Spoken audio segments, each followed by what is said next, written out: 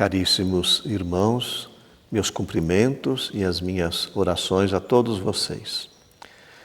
Nós temos vários sermões de Jesus nos evangelhos, mas dois são mais conhecidos. Nós falamos Sermão da Montanha, que é narrado por Mateus, do capítulo 5 ao capítulo 7.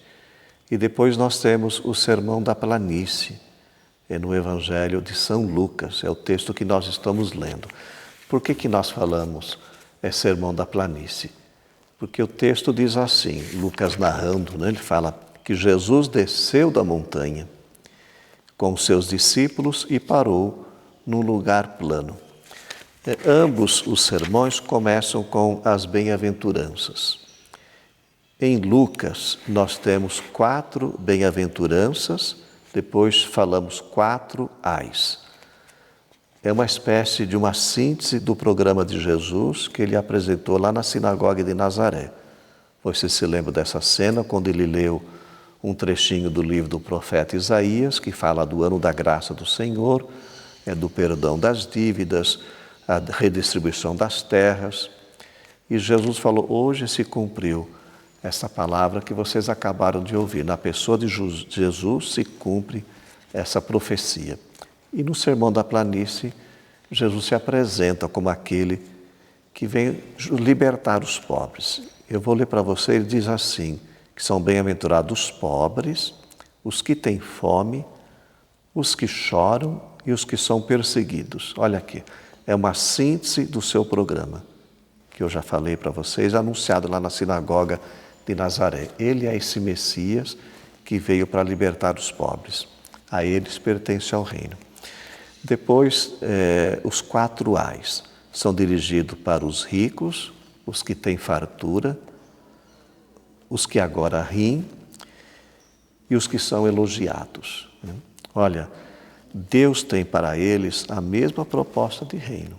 Agora, se eles se fecharem nessas opções de vida, na riqueza, na ambição, claro, eles não vão poder participar do reino. Toda a palavra de Deus, nesse fim de semana, nos ajuda a discernir sobre 2 caminhos. Nós podemos orientar a vida prescindindo de Deus, sem a presença de Deus, vivendo à margem dele, com o nosso orgulho, às vezes a nossa arrogância, o acúmulo de coisas, de bens. Esse caminho só pode levar à morte. Segundo o profeta Jeremias e também o autor do Salmo 1, quem vive assim percorre o caminho da morte, porque renuncia a essa felicidade que Deus plena, que Deus nos oferece.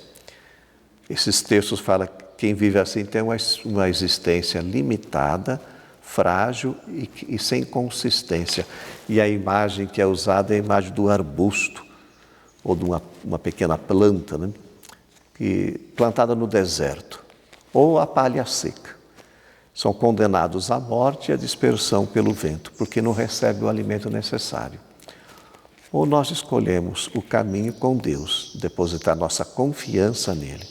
Podemos até ter as coisas, mas isso não é o nosso primeiro bem, o único bem, ou o bem mais importante.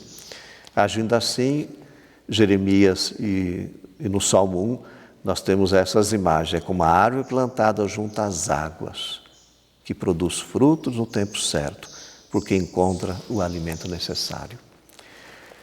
Deus é a nossa segurança, meus irmãos. A palavra, então, é um convite à conversão.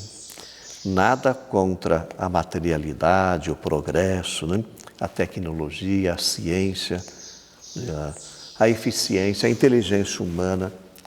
Tudo isso é importante, mas sem Deus, sem a graça de Deus, tudo isso perde o seu valor.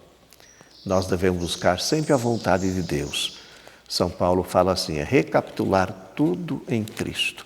Quer dizer, viver esse amor pleno, presente na lei, e que é uma expressão da vontade de Deus. Vamos pedir essa graça para nós? Eu encerro com um trechinho da segunda leitura, a primeira carta de São Paulo aos Coríntios, capítulo 15. Ele diz assim, se é para esta vida que pusemos a nossa esperança em Cristo, nós somos de todos os homens os mais dignos de compaixão. Cristo ressuscitado é a nossa esperança. Que a bênção do Deus Todo-Poderoso, Ele que é Pai, Filho e Espírito Santo, desça sobre vós e permaneça para sempre. Amém.